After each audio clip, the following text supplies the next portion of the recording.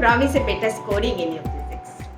अभी 2018 का एक क्वेश्चन, मेरा क्वेश्चन नंबर 2 2018 का। ये बोल रहा है a bomb at rest explodes into 3 parts of same mass.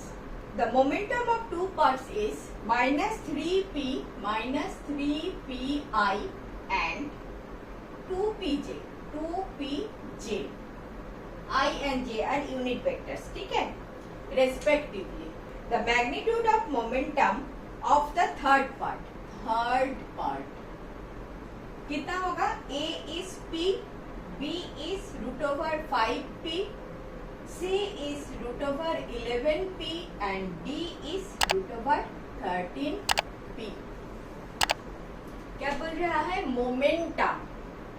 This momentum is linear momentum, okay, which is not written clearly, but this is linear momentum. And what is linear momentum? From Newton's second law of motion we know this is represented by p. This is momentum, and it is momentum is p into v, mass into velocity.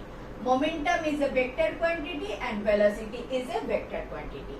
ठीक है? This p is मेरा momentum. Clear? Now a bomb at rest. Bomb at rest. तो इसका momentum क्या है? इसका v velocity है क्या before explosion? No, before explosion इसका वेलोसिटी कितना? 0, क्योंकि it is at rest. So before explosion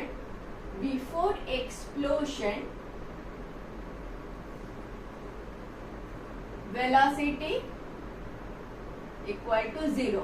Therefore, before explosion momentum कितना? Momentum equal to 0. Any doubt? No doubt ना? फिर it is exploded into 3 parts of same size. So suppose m is the initial mass. तो later on क्या हुआ? m/3 and m/3 है कि नहीं? Equal parts में of same mass. Suppose initial mass equal to m. So initial momentum equal to m into 0 equal to 0. ठीक है? After explosion,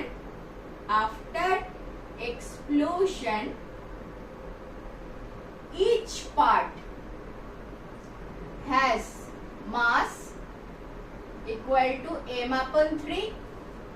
m/3 plus m/3 plus m/3 mass m दे देगा.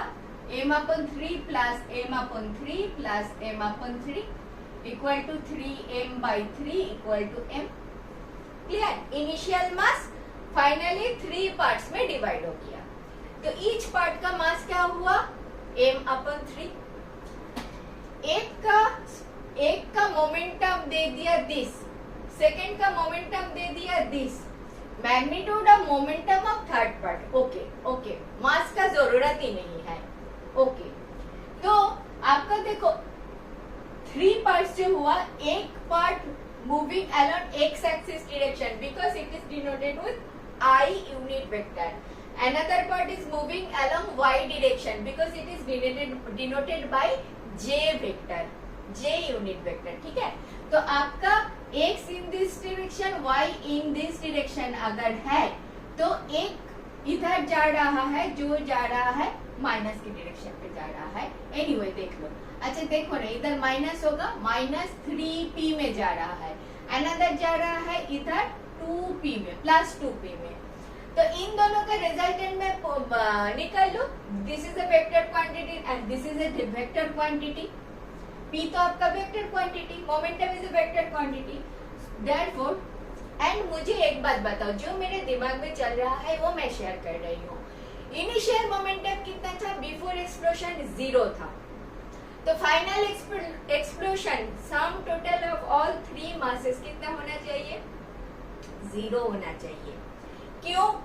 क्योंकि बाहर से तो कोई फोर्स हमने अप्लाई नहीं किया. ए वाला बॉम्ब था, ए तीनों पार्ट में डिवाइड हो गया। हमने बाहर से कुछ फोर्स दिया क्या? नहीं। तो conservation of momentum will be applicable. Momentum initial will be equal to momentum final, मतलब आफ्टर एक्सप्लोशन। ठीक है, मोमेंट कंजर्वेशन ऑफ मोमेंटम इधर अप्लाई होगा। ठीक है, तो आफ्टर एक्सप्लोशन ये जो मास का पार्ट है, मास का पार्ट मुझे नहीं चाहिए। Before explosion velocity is 0, before explosion momentum is 0। सो ये दो लाइन ना जरूरत नहीं है, आप निकल सकते हो, ये जरूरत नहीं है। मैं उसके बाद लिखूंगी this is before explosion momentum is 0, applying conservation of momentum as there is no external force applied on the system। समझ में आया?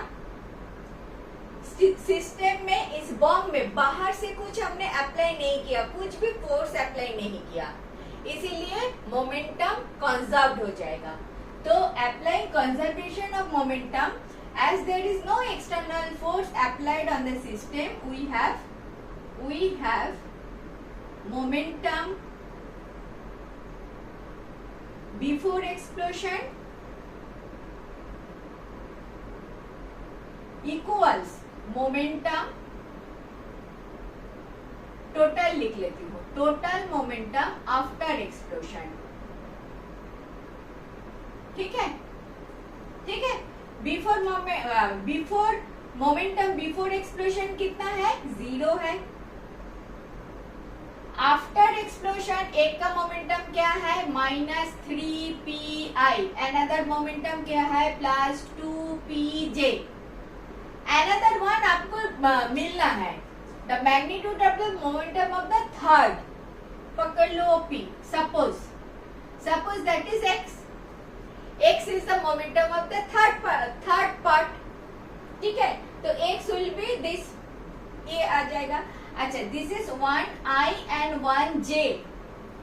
देखो इधर सब्ट्रैक्ट मत कर देना, एक प्लस है एक माइनस है, सब्ट्रैक्ट कर देते हो, नहीं, एक एक्स डायरेक्शन पे, एक वाई डायरेक्शन पे है। तो इन दोनों का जो रिजल्टेंट मोमेंटम है वो मुझे चाहिए। x इक्वल टू क्या हो गया? 3pI - 2pj। क्लियर? इतना क्लियर? अभी देखो, this side is 3p x के डायरेक्शन पे, y के डायरेक्शन ए 2p, तो रिजल्टेंट क्या होगा? ये y का रिजल्टेंट ऐसे निकलते हो ना। ओहो, this is 3p I direction पे, this is 2p J direction पे, तो आप क्या करोगे? ऐसे करोगे ना, this is your resultant. Clear? This resultant R आप कैसे निकालोगे? 3p² मतलब 9p² प्लस 2p² मतलब 4p² equal to 13p। Clear? तो A वाला जो है, दिस प्लस दिस कितना आ जाएगा? 13 √13p, √13p, तो √13p आपका resultant x। D is your correct option. मैंने नहीं लिखा, इधर लिख देती हूँ, let x be the momentum of third part. Clear? समझ में आया? फर्स्ट थिंग, बिफोर एक्सप्लोशन जो मोमेंटम है, आफ्टर एक्सप्लोशन वही मोमेंटम रहेगा, क्योंकि मोमेंटम इज कंजर्व्ड, क्योंकि कोई एक्सटर्नल फोर्स नहीं है। तो आफ्टर एक्सप्लोशन टोटल मोमेंटम कितना है? 0 है, क्योंकि बिफोर कितना था? 0 था, क्योंकि बिफोर वेलोसिटी 0 था, पार्टिकुलर रेस्ट पे था। फॉलो कर पा रहे हो? रेस्ट पे था, that is why velocity 0, that is why momentum 0। Initial momentum 0, so final momentum भी 0 होगा. Final momentum will B 0. Final momentum will be 0 as there is no external force applied. So this is 0 and final momentum is minus 3pi plus 2pj and third के लिए x मैंने पकड़ लिया. Momentum का खेल है, मास जरूरत नहीं है, मास भी जरूरत नहीं है, वेलोसिटी भी जरूरत नहीं है. आपको पूछा है magnitude of momentum of the third part. ठीक है, वही पकड़ लिया मैंने, x पकड़ लिया. सो x equal two plus 3pi minus 2pj. इधर I इधर J, one is in x direction another one is y direction. तो इसका रिजल्टेंट मैंने निकाला, रिजल्टेंट आ गया √13p. That is your answer. That is the momentum of the third particle. Clear?